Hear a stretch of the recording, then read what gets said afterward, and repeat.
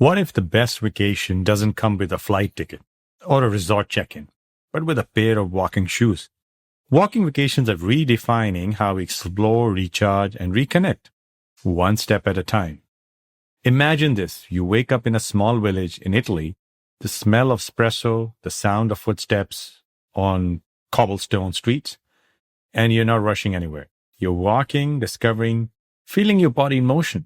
Today, we explore how a walking vacation might just be the healthiest, most fulfilling way to travel. Welcome to Healthy by Habit, where Healthy by Habit is a lifestyle, creating healthy journeys with style. The show where we turn simple choices into powerful transformation. I am Bilal Ahmed, dentist, traveler, and lifelong student of wellness, sharing real habits that help you live better, move smarter, and feel more alive every day. Whether it's health, fitness, or mindset, it all starts with a habit. So grab your coffee, take a deep breath, and let's get started. Welcome to Healthy by Habit, where we explore how small lifestyle choices can create big transformation. Most of us plan vacations to reset, but what if the best way to recharge is to move? We'll explore science, real-world stories, and tips to plan your own walking getaway. Why walking vacations are trending? After the pandemic, people want slower, mindful travel. Walking routes like Camino de Santiago, Cinque Terre, and Kyoto's Philosopher's Path let travelers connect deeply with the place and culture. Walking gives you more freedom and focus, the pace where body and mind move together. I personally had experience of traveling to Cinque Terre, which is an area on the coast of Italy in 2023. It's comprised of 5 coastal cities on the mountains, which are all connected by railroad, and you can actually take a train and stop at each of these coastal towns overlooking the Mediterranean Sea. It's a beautiful sight. There are a lot of walking trails where you can actually walk and explore. As I mentioned, Cinque Terre is a string of 5 colorful coastal villages perched along the rugged cliffs of Italy's Ligurian coast. It's a UNESCO World Heritage Site known for pastel houses, vineyard terraces, and turquoise sea views. The Sentiero Azzurro, also called the Blue Trail, connects all 5 villages, offering breathtaking sea views ideal for mindful walking or travel fitness content. Each town has its own charm, especially the Montosero sandy beach, which is basically known for its sandy beaches and overlooking the sea. Locals thrive on seafood, olive oil, lemons, and pesto, the kind of natural low-stress diet linked to heart health and longevity. Cards are restricted, so visitors explore by train, ferry, or on foot, making it one of Europe's most eco-friendly destinations.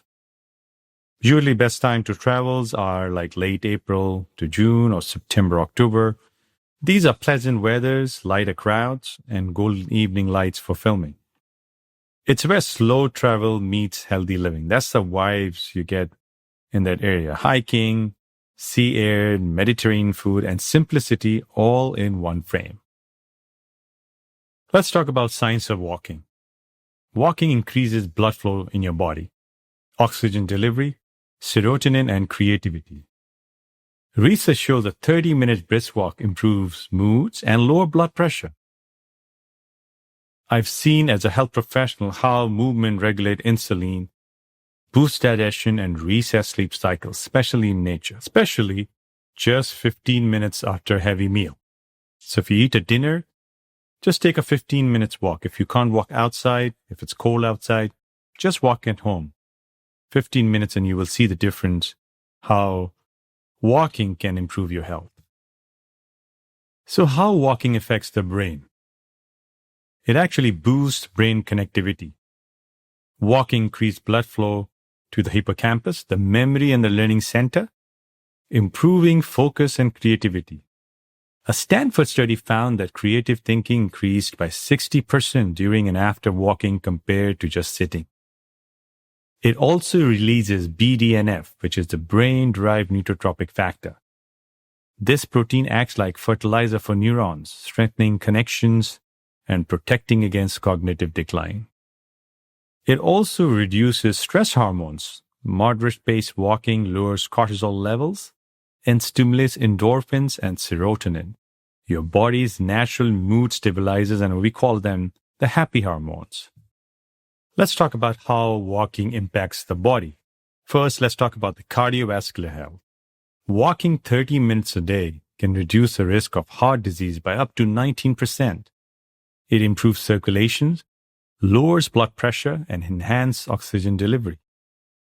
Blood sugar and insulin sensitivity.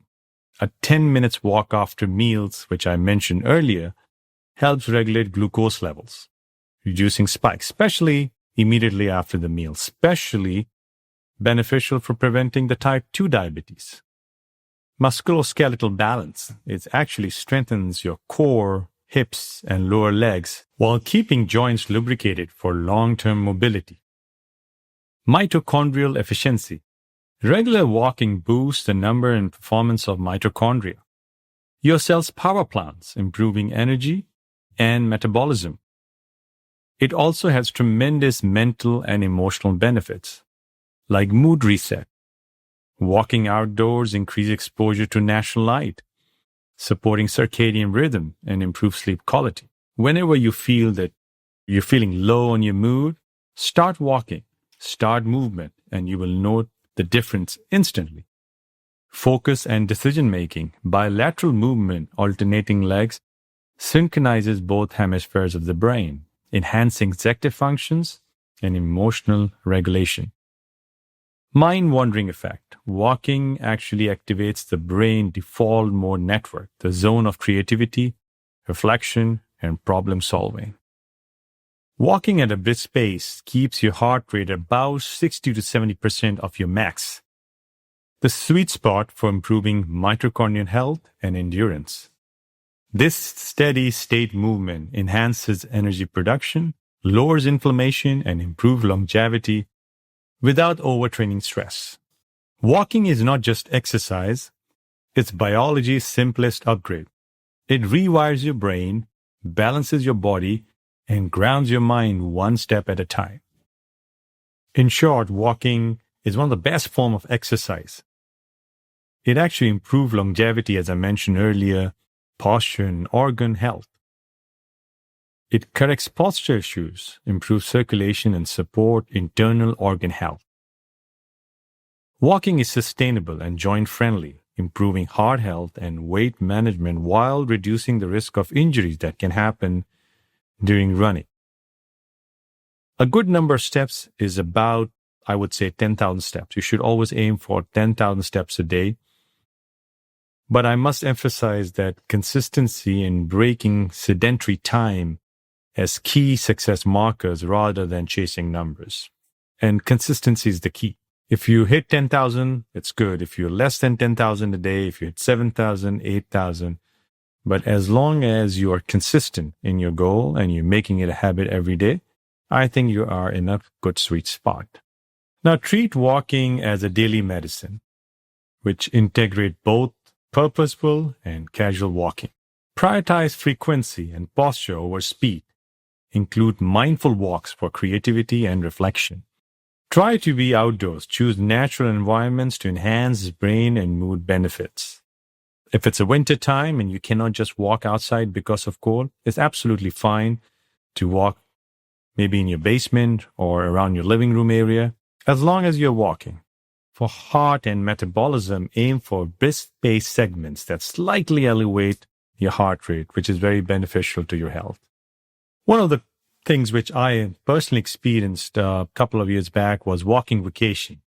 When I traveled to Spain, me and my wife, we actually, for the first time, we scheduled a lot of walking tours around Barcelona and Madrid.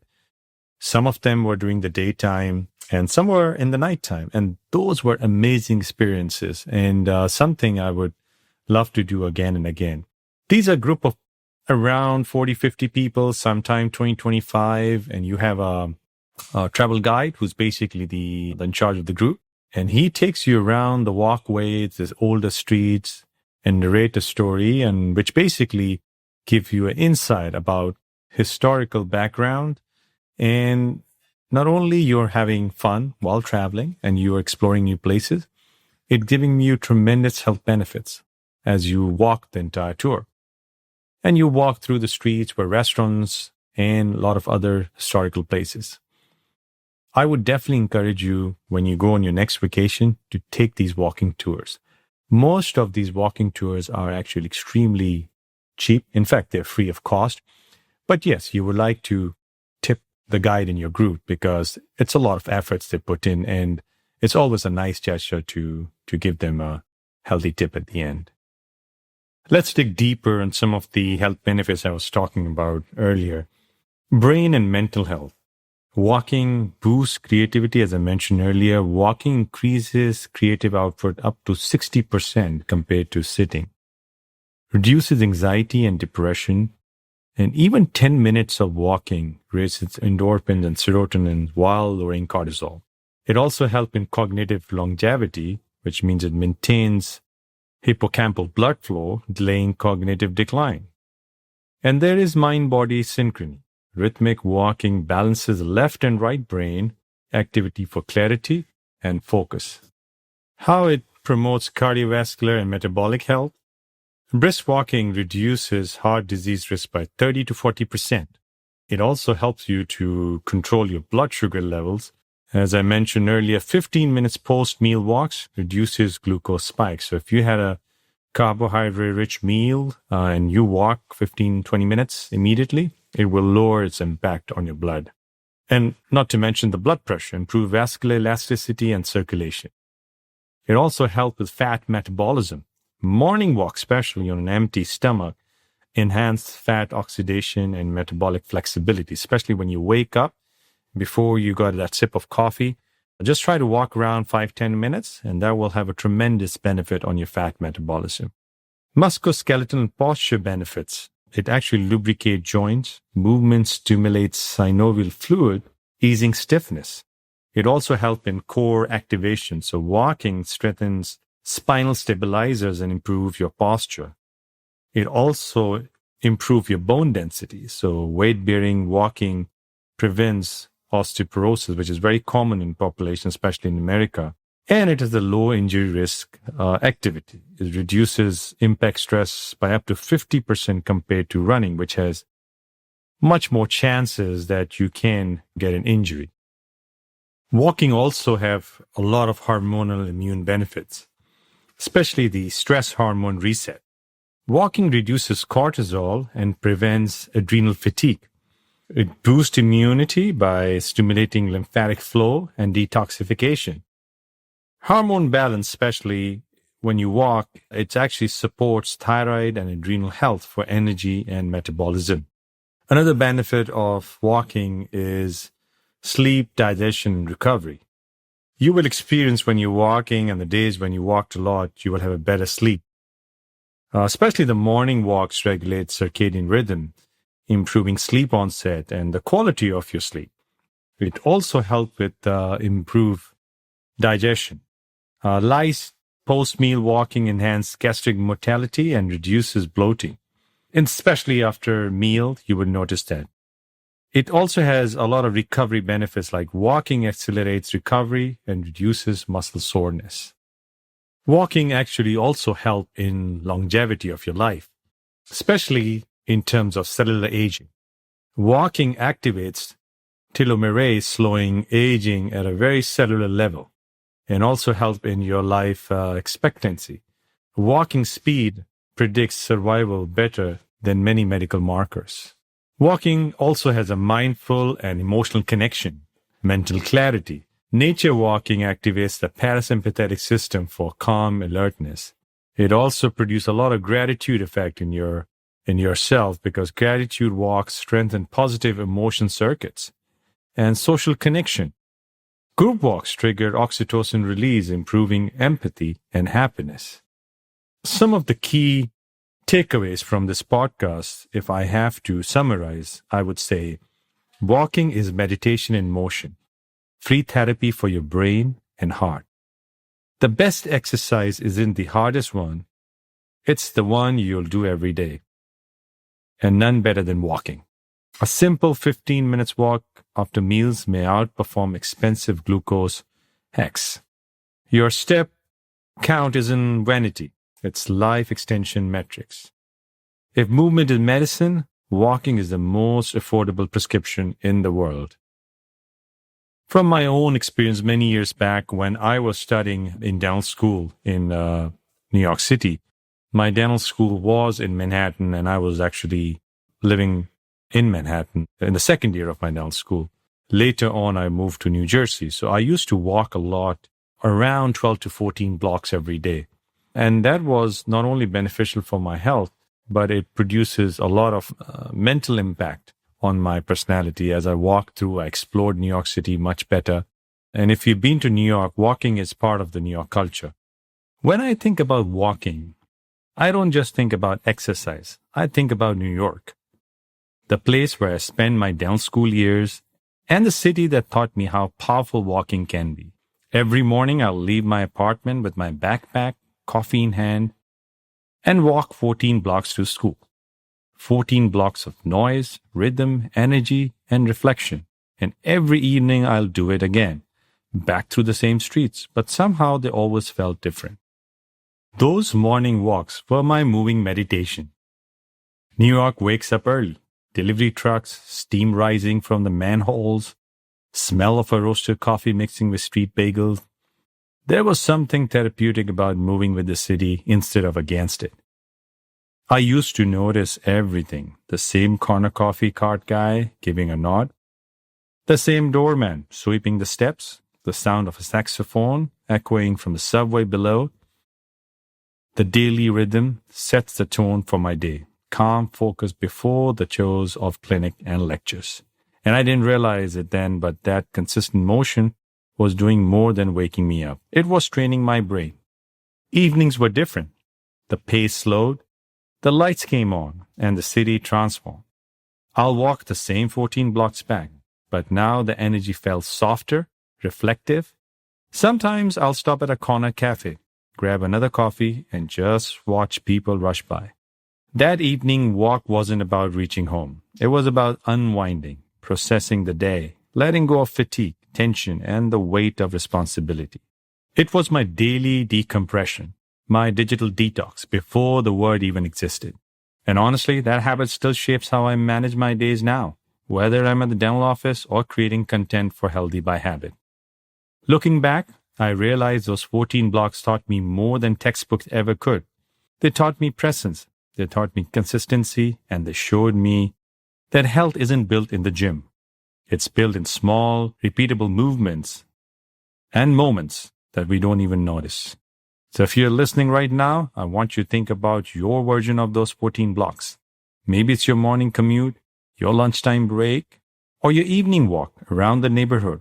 Whatever it is, walk it intentionally, because those simple steps might just become the foundation of your healthiest habit. I'm Bilal Ahmed, and this is Healthy by Habit, where we remind ourselves that movement isn't just physical, it's personal. Thanks for tuning in to Healthy by Habit, where small steps create lasting change. If you enjoyed today's episode, don't forget to follow, share, and leave a review to help others discover the show. You can connect with me at Instagram at Healthy by Habit and TikTok at Healthy by Habit. I also have a YouTube channel at Healthy by Habit -D4S and a LinkedIn account by my name, Bilal Ahmed DDS. And remember, your next healthy habit could start with just one small choice today. I'm Bilal Ahmed, and this is Healthy by Habit. See you in the next episode.